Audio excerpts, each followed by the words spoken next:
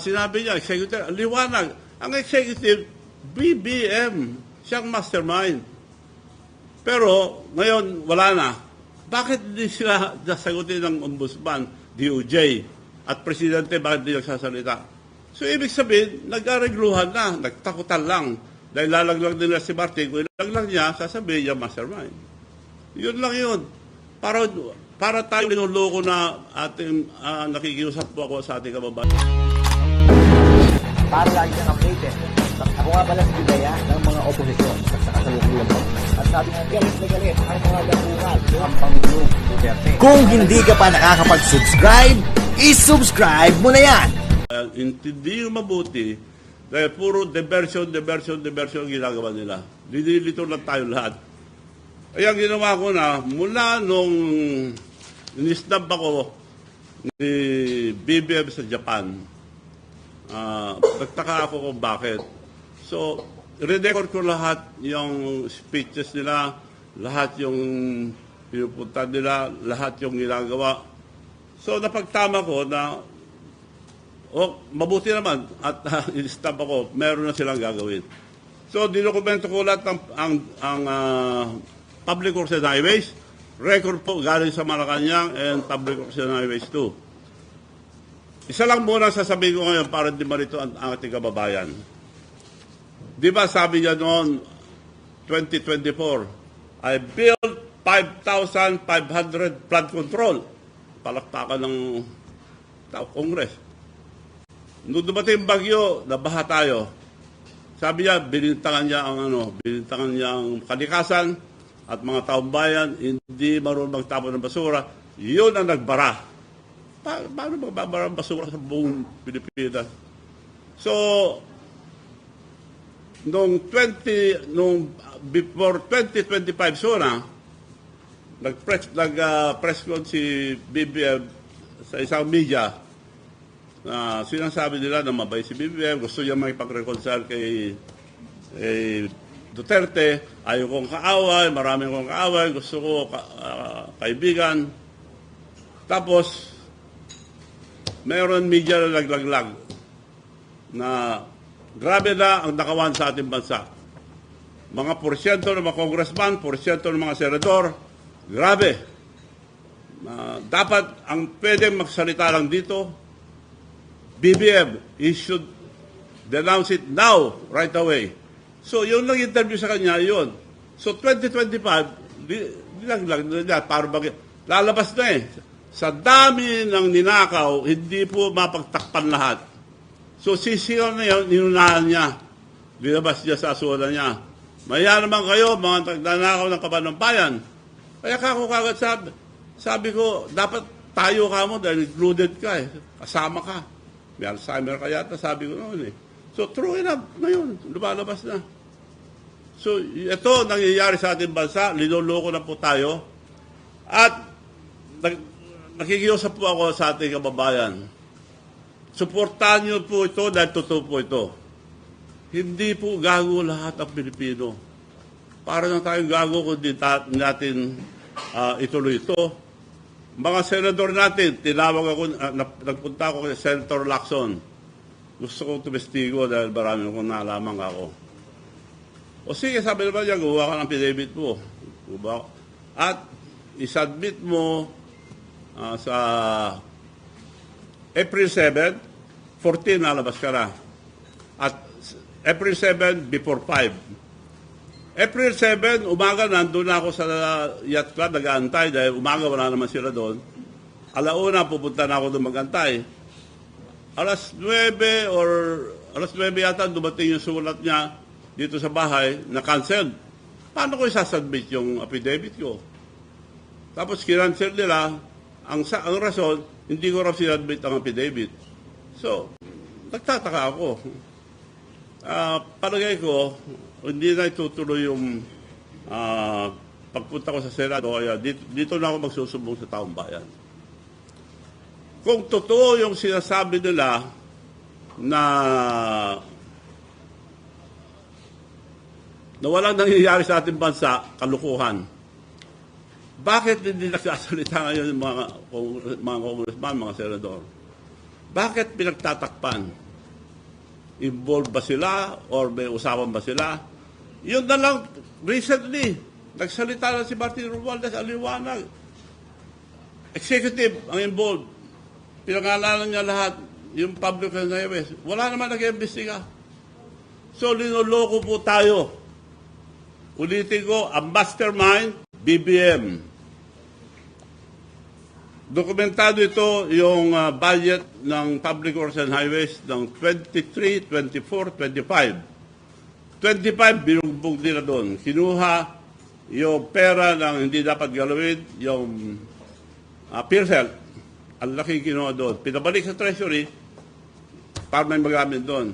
Insurance, PDIC, ang liwanag, kinuha nila para puntuhan yung mga flood control. Mga kababayan, wala pong flood control na 5,500 na sinabi ni BBM. Iniikot ko na buong Pilipinas. I am the president of the Mayor's League of the Philippines and still the emeritus president. So I have contact with all of them.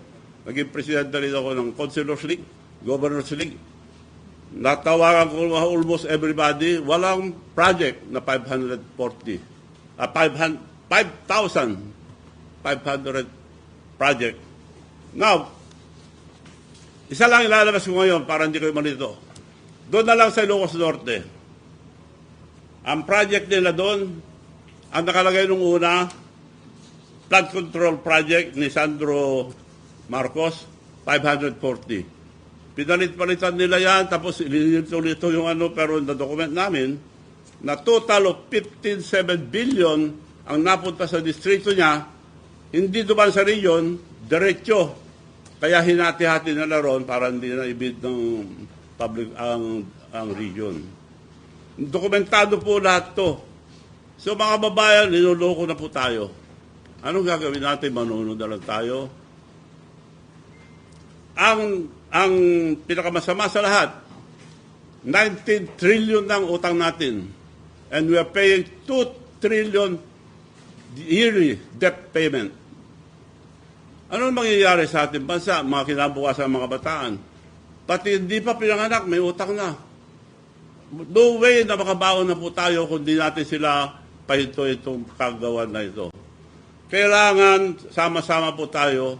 Itong sinabi ko ito, suportahan natin para malaman natin ang totoo ang nangyayari sa ating bansa. So, marami pa akong sasabihin, yun lang muna, dokumentado po lahat. Yung ibang ginagawa nila. Noong pang Senator si BBM, may kaso na. Si Lisa Marcos, siya nagpapatakbo isa ngayon, marami rin ginagawa ngayon. Even when Senator pa lang si BBM, nakikialam na, may mga ginagawa na si Lisa Marcos. So ito ang nangyayari, ang binuto natin, wala silang puso. Wala nang hiya-hiya. Puro sinungaling ang sinasabi nila. So mga babayan, magising po tayo, nakikiusap po ako sa inyong lahat. Suportahan po natin ito para hanapin ang katotohanan. Yun ang gusto ng tao, ang Senate, wala namang ginagawa. So, I'm appealing to the Senate. Tingnan niyo po itong sinabi ko. Kung hindi totoo, wala namang mangyayari sa ating bansa. Kung hindi tayo gagalaw lahat na isa, wala namang mangyayari sa ating bansa. So, dokumentado po lahat to. Si BBM ang mastermind. Ang liwanag yung sinasabi ni Martin Romualdez. Involved ang executive. Sino executive? Marcos, BBM. So, siya po ang mastermind. Ni-recruit lang nila sa sarili ko para gumawa, gawin yung mga flood control, lahat ng flood control lang po ito. Yung ibang departamento, ang dami po. O wag na tayo mawala sa flood control. Marami pa yung mga iba. Puro nakawan po. Yun lang po masabi ko ngayon para hindi malito ang ating kababayan. Sa susunod, mas marami po. So, if you have any question para masagot ko.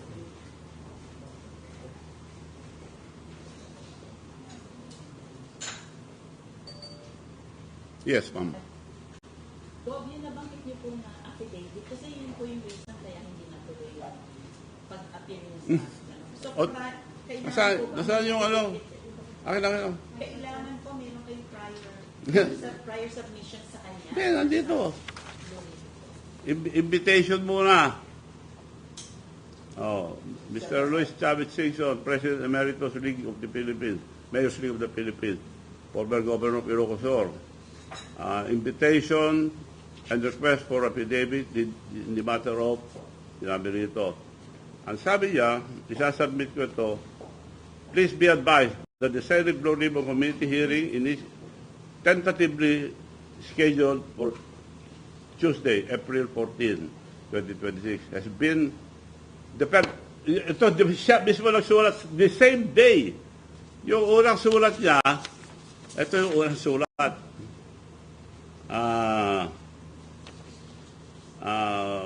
Governor Chavez Singson, greeting. Pursuant to the above captioned subject matter and your request to testify on flood control anomalies, dated 16th of March 2026, we respectfully request your honor to submit on or before 5 p.m. of April 7.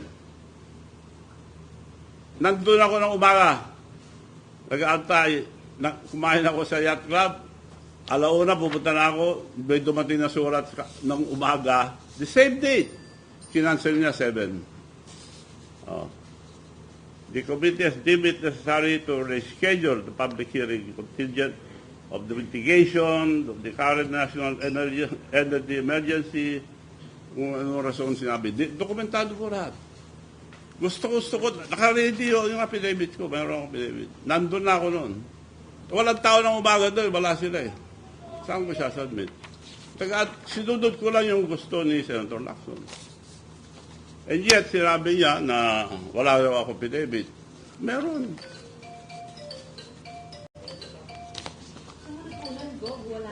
Wala na.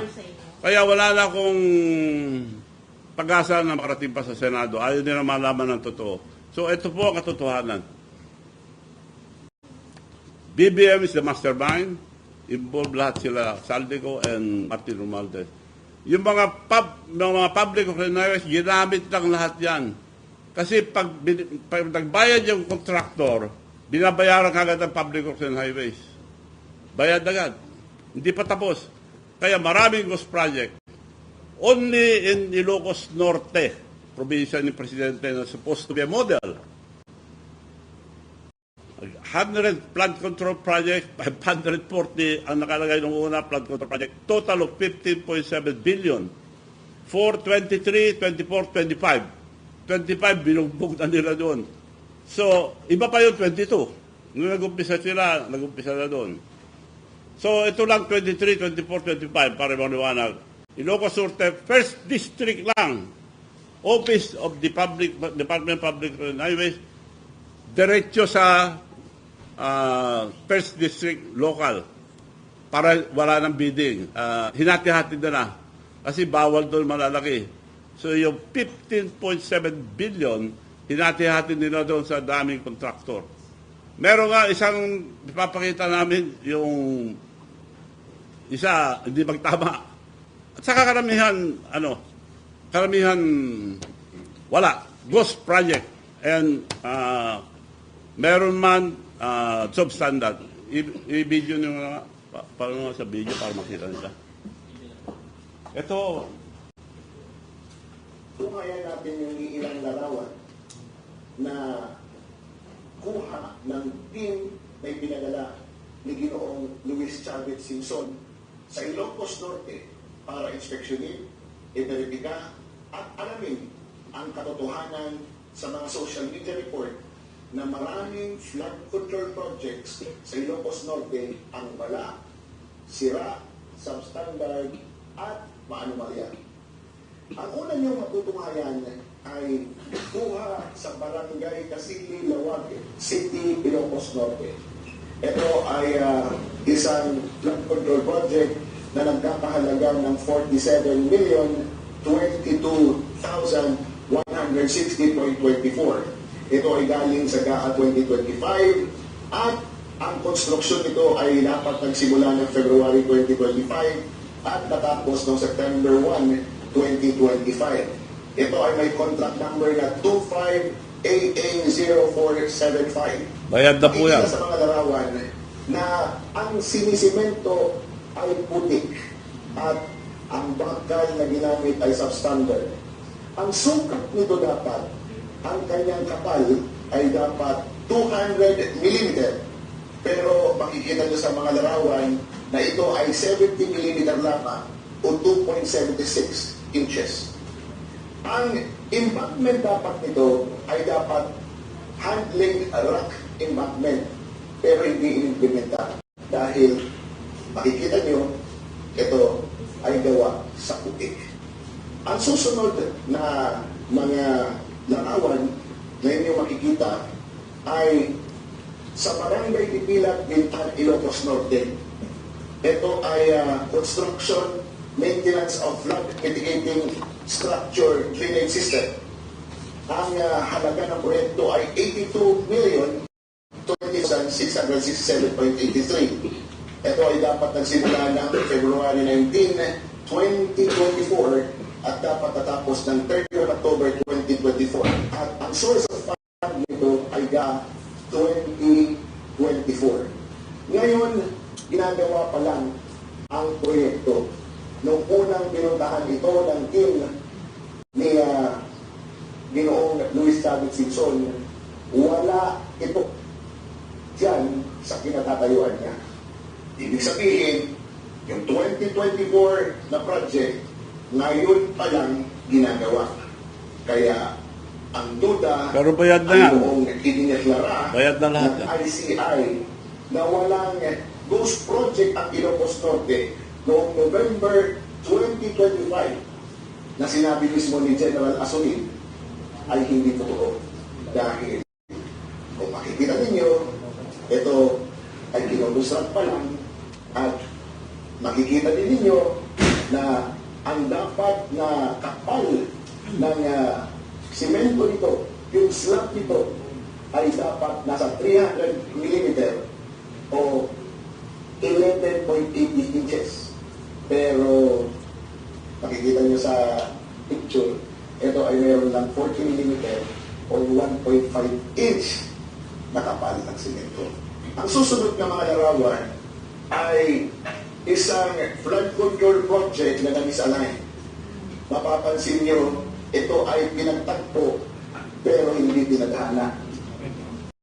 Mapapansin ninyo na yung bagong istruktura ay hindi nakadikit sa lumang struktura na ayon sa obserbasyon ng engineer, ito ay nagpapahina sa dalawang istruktura. Ang budget ng proyektong yan ay 55 million. Ito ay nasa Bislac River, Barangay Tandangan, Bintan, Ilocos Norte. Phase 2 ang project na ito. So, ibig sabihin, yung kanyang hindi naging tadhana ay phase 1. Nakikita niyo naman ang distansya o yung agwat ng kanilang mga istruktura. Ito ay galing sa GAA 2024 at dapat natapos ito ng April 2025. Yung sunod ay yung flood control project na hindi sila magkatagpo. Sila ay magkahiwalay. Nakikita nyo sa litrato na itong proyektong ito na may halagang 39,199,941.52 ay isang proyekto na yung nasa kanan makikita nyo na nakahiwalay doon sa lupang istruktura. Ang sunod na proyekto ay again isang flood control project na 72,374,852.10 ang presyo. Ito ay dapat tapos na noong October 2024 pero ngayon pa lang ginagawa. Itong proyektong ito ay nasa Tandangan Bridge and West Bank ng Bintan, Ilocos Norte. At ang huli ay ang construction at rehabilitation of flood mitigating facility within major river basins at principal rivers, construction of flood mitigating structures along Lawang River Basin. Ito ay nasa Barangay Gabo, Ilocos Norte. Ang halaga nito ay 48,999,813.46. Dapat tapos na ito ng 18 October 2024. Kaya lang, ito ay nawasak. At ito ay inukumpuni pa rin hanggang ngayon. Ayon sa ating reliable sources na ang anim na contractors na ginamit dito sa mga proyekto, karamihan ng mga proyekto sa Ilocos Norte ay una yung 1116 Construction Corporation na pag-aari ni representative ng mga anak ni Congressman Ferdinand Beltran ng Magsasaka Party List, ang owner ng Third Star Builders Contractor, isa sa mga 11 contractors ng anomalyang proyekto na binanggit ni Senator Ping Lacson sa kanyang privilege speech. Yung iba naman ay gawa ng Metropolitan Builders and Construction Supply na pamamayari ng Mayor ng Lawag, Ilocos Norte na si James Brian Hugh Alcid, na isang political protege ng mga Marcos. At ang BJMP Construction and Supply na pag-aari ni Junio Benvenido E. Maramao na may opisina sa Antipolo City. Finally, ang sinasabi ay meron 500 visual flood ang dibinulit sa First District Ilocos Norte. Ngunit hindi mahanap lahat ng team na pinadala ni Governor Luis Chavez Singson ang mga flood control projects at pinagdududahan na ito ay mga ghost project. Ipapakita namin yung isang mapa kung saan makikita niyo yung kabuuan ng mga flood control projects sa buong Ilocos Norte First District Engineering Office. At mapapansin niyo na sa Labat, halos silang lahat magkakapareho lang ang mga kontratista na binibigyan ng award sa paggawa ng flood control projects. Ang nakapagtataka sa parehong buwan, susunod na buwan, palagi silang nananalo at kung inisipin niyo, paano ba nila magagampanan ang pagbuo ng isang proyekto kung halos sila na lang lahat ang nagtatrabaho at gumagawa ng mga proyekto ito sa buong taon dyan sa Ilocos Norte.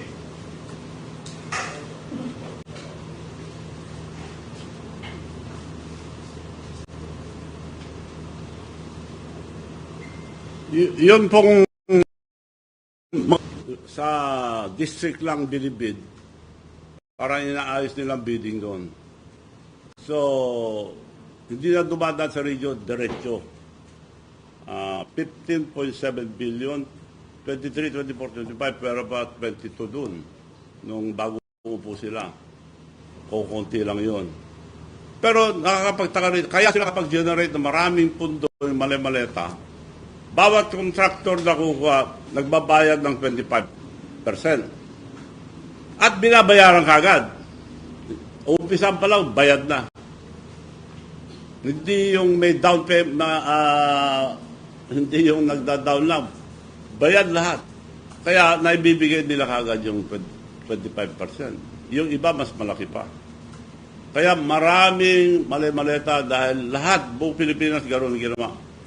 Yung mga yung mga contractor, meron naman iba, pero yung iba hindi na ginawa dahil hindi na kaya sa tinatanggal na porsyento. So, totoo po yung mali-maleta. Sa next, natin, yung mga Marines, iyon ang mga tunay na testigo. Yun ang tunay na mga bagong bayani natin at hindi natatakot pagsalita. Marami po silang lalabas at marami po silang sasabihin. Kaya lang, hindi inimbestiga yung sinasabi, sila inimbestiga. Baliktad. Kung sabihin mo totoo, ikulong. Si Diskaya, nagsabi ng totoo, kinulong sila mag-asawa, kawawa naman. Nagbayad lang yun, binigyan ng project. So, ano bayad sila ng 25%. Binabayaran naman kaagad sila. So, yun po ang katotohanan dyan. So, yun po ngayon, sa ngayon, marami pa po mga kalukuhan ang Marcos family. So, the next, I hope, imbitahan ko kayo lahat sa susunod na press con, ilalabas ko lahat para marami pa. We are only talking here about flood control. Lahat, halos pinapatulan nila lahat ng pera. Marami po. Para di ba nito ang ating kababayan, flood control lang muna tayo.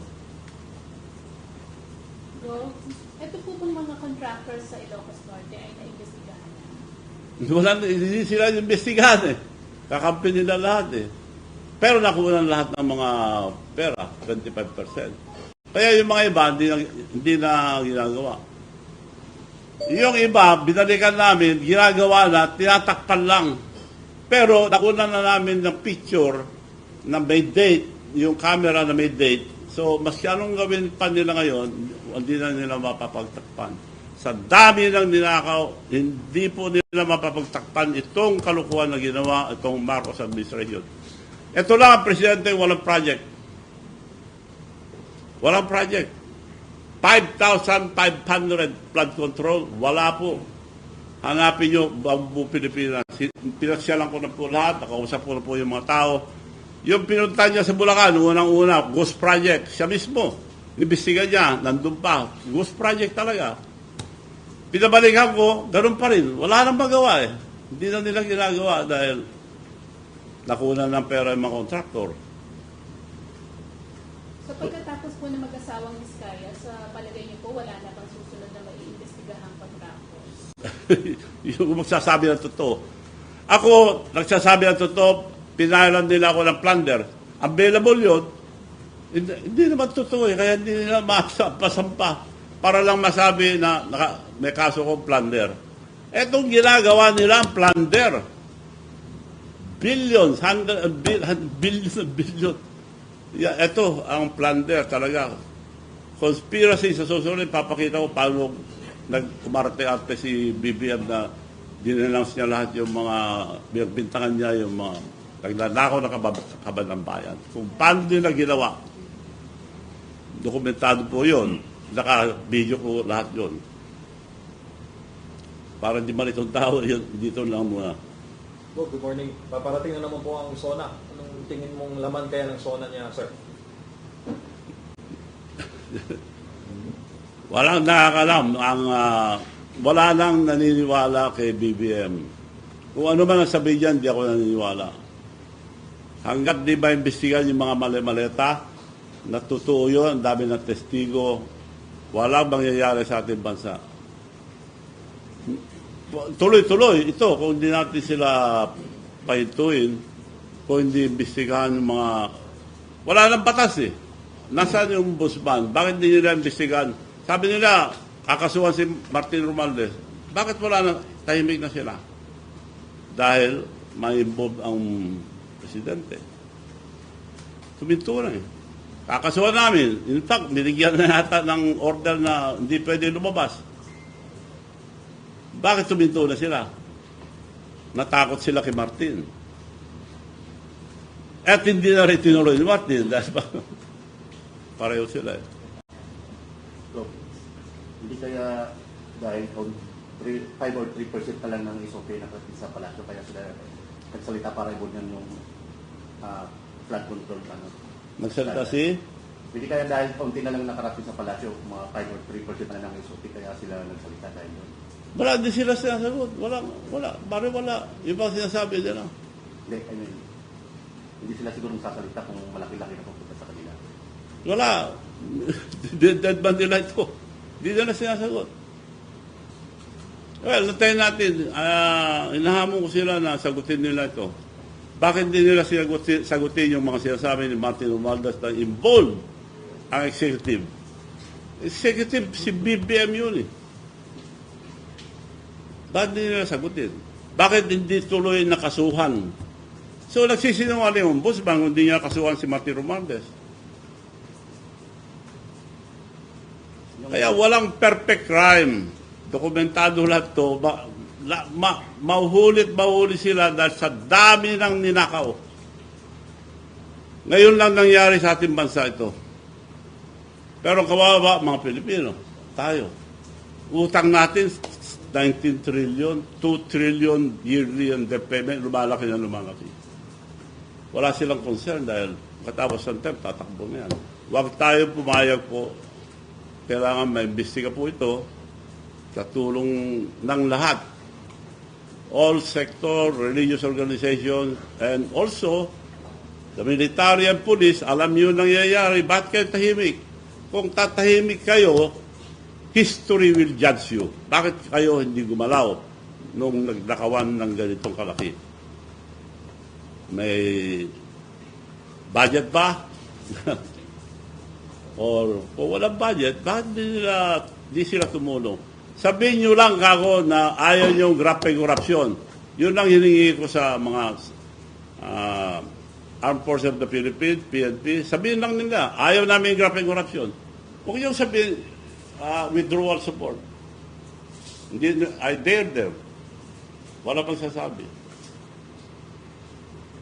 Dapat magsalita sila dahil kung pahintuin nila ito, kung maliligtas pa natin ang kinabukasan ng mga kabataan. Ang buuri ko rito ang kinabukasan ng mga kabataan. Wala nang kinabukasan po. Babagsak itong gobyerno natin. Masisino pa uupo. Bakit nila binabadali si impeachment ni Inday Sara, yun ang priority na. Tanggalin muna yun para wala silang kalaban sa 28. Kung makakalusot sila. Bakit hindi magsalita? Etong nilabas ko ngayon, nakikiusap din ako sa Senado. Tingnan niyo po ito, ang liwanag. Imbestigahan niyo po si Ombudsman, Martin Romualdez, bakit hindi ka nakasuhan? Nagsalita. Sinabi niya, may pangalan pang sinabi Public Works and Highways. And the executive. Hindi ako mag-isa na bababa dito, sabi niya. Takutan lang eh. Natakot si Marcos, natakot ang ombudsman, hindi na kinasuhan. Kung totoo, kasuhan nila.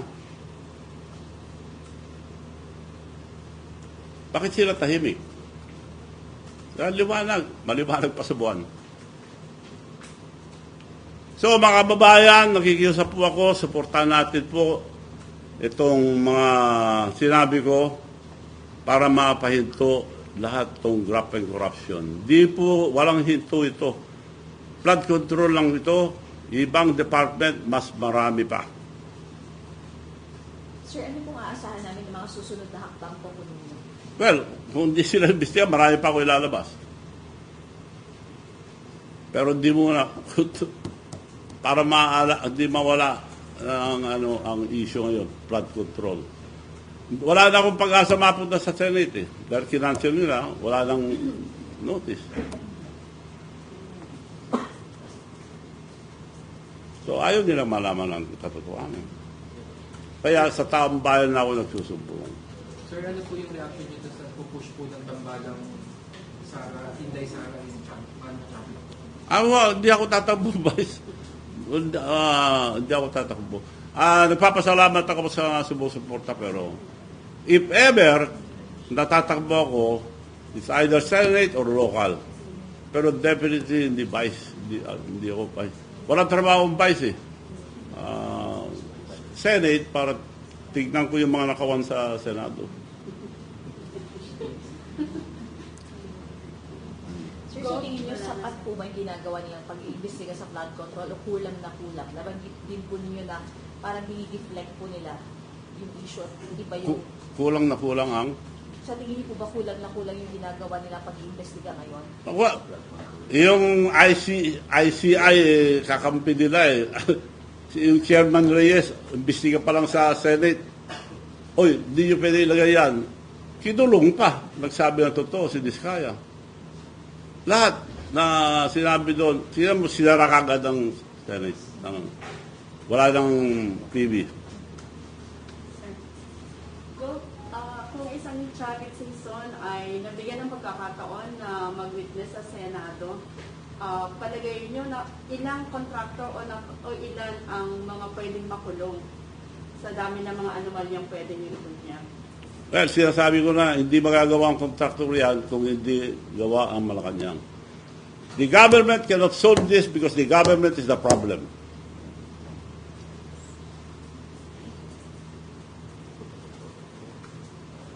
Gov, nakailang rallies naman na dito, pero parang wala pa rin pong nangyayari. Ano pa po yung sa tingin nyo pwede natin gawin kung yung panawagan nyo po sa taong bayan, kung ang gobyerno nga po ang may problema? Yun nga, kaya nananawagan ako na sama-sama po tayo lahat. Suportahan ito para mapahinto na ang mga anomalya na tuloy-tuloy. Lalo tayong nababaon sa utang. Isipin natin ang mga future, ang mga kinabukasan ng mga kabataan.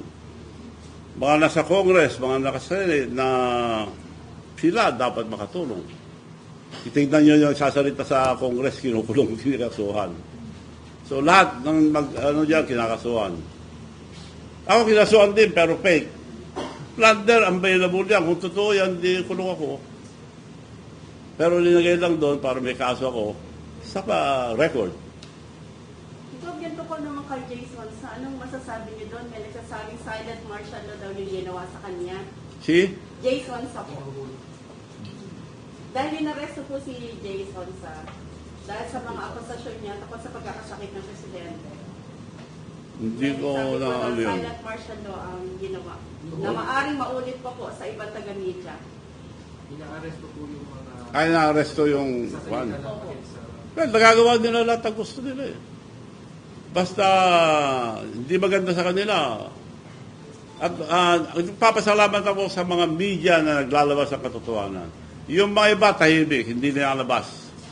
So, I hope tulong nyo sa ating bansa, isipin nyo ang kinabukasan ang mga kabataan. Future of our children, isipin nyo po. Kailangan ilabas nyo ito dahil yung mga iba hindi lumalabas.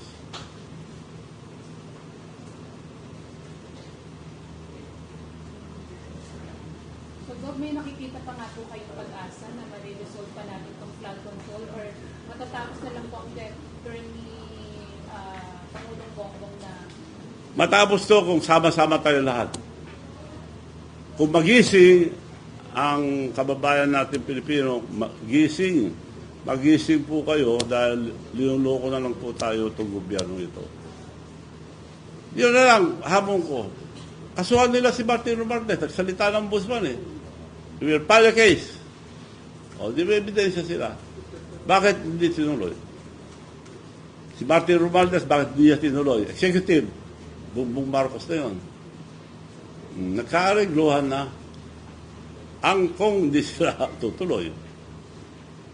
Hindi totoo na itong gobyerno nito. Puro perang, marami pa akong alam na pera na pinagkakaperahan nila. So, sa susunod po, mas marami po. Rob, nung sinabi ni PBBM na nahuli na si Saldico, naniwala ba kayo sa kanya? Hindi pa nahuli. Una-una, hindi pabor sa kanila na huliin nila si Saldico. Pag mahuli si Saldico, ikukulong nila, hindi pagsasalitain, masama yun. Papatayin nila, mas masama, kagaya ginawa nila kay Ninoy Aquino, pinatay nila. Yun, kung patayin nila sa Saldico, babagsak si... Lalong, wala nang iba bintangan ng tao eh. Dahil sila nagkaso. Hindi gagalaw ang DOJ, hindi gagalaw ang Busbang, walang painturot ang presidente. Now, sa paglabas ni Martin, yun, tingnan natin kung sincere ang Busbang, kasuhan nila. Hindi sila nagsasabi na totoo, hindi sila kakasuhan. Madali naman nila kasuhan, magsisino eh. So, hindi po sila nagsasabi. Doon natin malalaman na hindi nagsasabi totoo ng mga administrasyon. Dahil marami po yan, marami. Kung makita nyo lahat, nakakatakot. Wala silang ginawa kung hindi gumawa ng pera. Kung sabihin, Gov, pag sinabi ulit ni PBBM na nahuli na si Saldico, hindi kayo maniniwala? Hindi. Hindi hinuhuli yun. Mahuli man, hindi pabor sa kanila eh. Huliin nila, magsalita. Testigo yun. Maliban na lang kung gawin nila yung ginawa kay mga Sara mag-asawa. Nagsabi totoo, kinulong na. Anong kasalanan nila, Sara Duterte, Vizcaya, tumupad lang sa utos. Ganon ang ginawa ng gobyerno. Ginamit lahat ng public and highways contractors para mag-generate ng maraming pondo. Magbayad ka ng 25%, babayaran ka agad yung project mo. Pero bawas lang 25%. Yung mga iba, subcontract, lalong walang matitira. So, karamihan, ghost project. We are talking only here of the first district of Ilocos Norte. Wala pa yung second district. Wala rin kami makita ron. So, dito lang kay Sandro, nandito na lahat ng mga ghost project and substandard. Nakita nyo naman, pinakita na namin, dokumentado po lahat. Nasa akin po lahat yung listahan ng project ng 23, 24. Public Works and Highways lang ito. Galing sa Malacanang, galing sa Public Works and Highways, sa mga record. Sa tagal nyo na po sa Ilocos, sa pinakita nyo pong picture na nandyan yung mga ghost project o nandyan yung mga hindi natapos na project. Nung pinuntahan nyo po, nagpunta po kayo ng wala. Tapos, bakit po nung bumalik kayo after a year, parang may mga tinatayo na mga substandard na project na katulad ng pinakita kanina? Hindi na obra yun dahil may date. Nung pinabalikan namin, may gumagawa, pero putik pa rin ang tinatakpan. Hindi naman putik, dapat is bato, sa semento, bakal. Wala. Binandali nila, putik na lang, tapos semento na.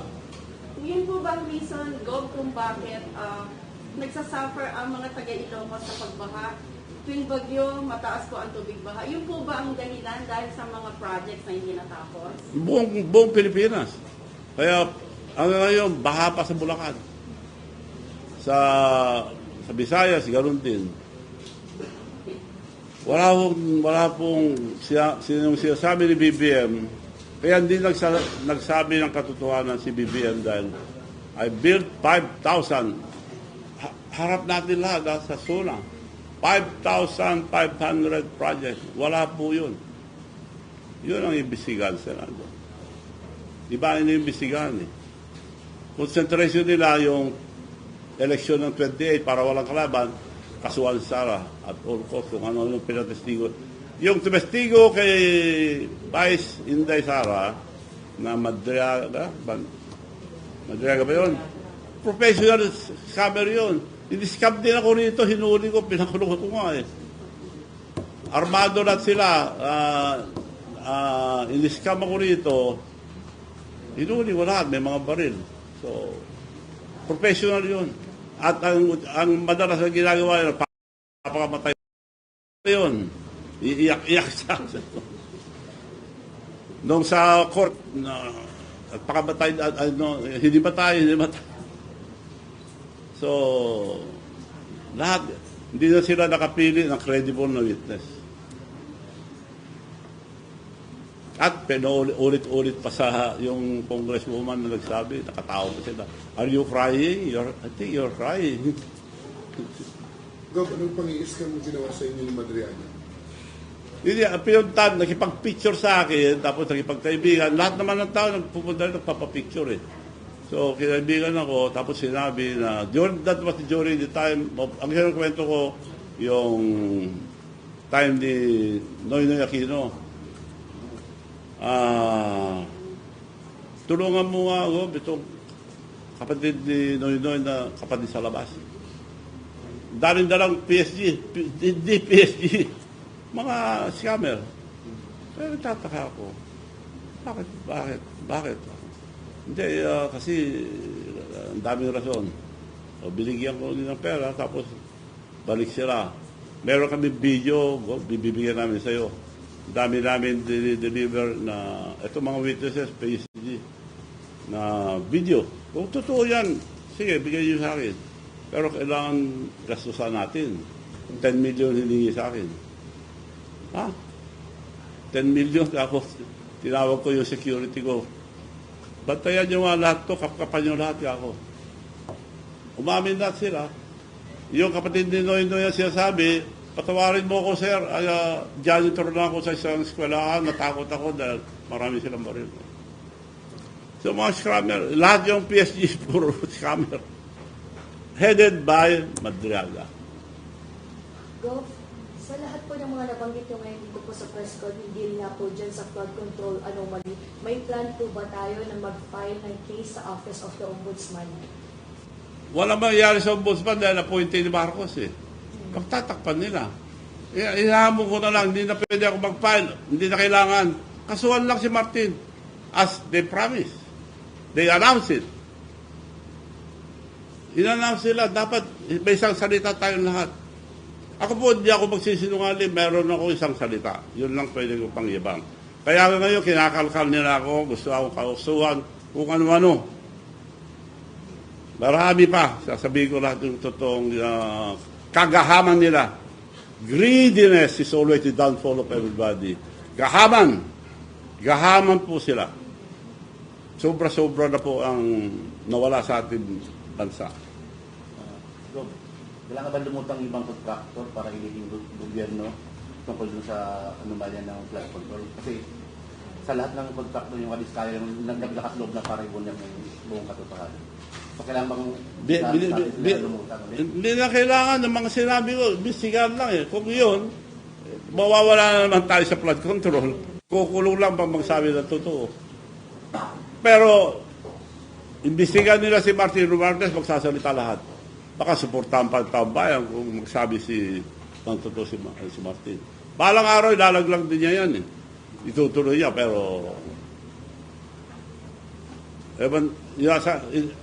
nasa kamay nila. Kung totoo yung sinasabi, kakasuhan nila, kasuhan na nila. Kung totoo yung sinasabi ni Martin Romualdez, ituloy niya. Hindi nila magawa dahil mastermind si BBM. So maliwanag po lahat ang sinabi mo ngayon. Marami po ako ilalabas.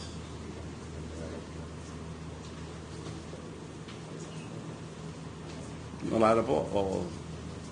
Maraming salamat po sa inyo lahat. I hope na lumabas ito. Para gawin nyo na lang ito, ilabas para sa taong bayan, para sa kinabukasan ng mga kabataan. Pati mga pulis, general, mga namumuno sa pulis and military, may mga anak po kayo, may mga apo. Isipin nyo po kung wala na silang kinabukasan kung itutuloy ito. And as I have mentioned, history will judge you. Pag natapos ang termino nyo lahat, bakit kayo hindi nagsalita noon nagdanakawan? Anong ginawa nyo? Pinotektahan nyo sila? So, ako nga, history will judge them kung ayaw nila magsalita. Okay? Thank you, Manong. Maraming salamat po sa inyo lahat. Para ma-download nila yung video presentation. I-scan nyo po kung gusto nyo ma-download yan. I-scan nyo lang. Nasa inyo na lahat yan. Pati po yung letter nila, kasunod yan na rin po. Nandiyan na po lahat. Pati yung letter, hindi yan na rin. Nakikiusap po ako na sana po ilabas nyo lahat. BBM Mastermind, kasuhan si Martin Romualdez as mentioned by the Ombudsman, kung totoo silang nagsasalita. Kung hindi gagawin niya, wala silang siyang salita.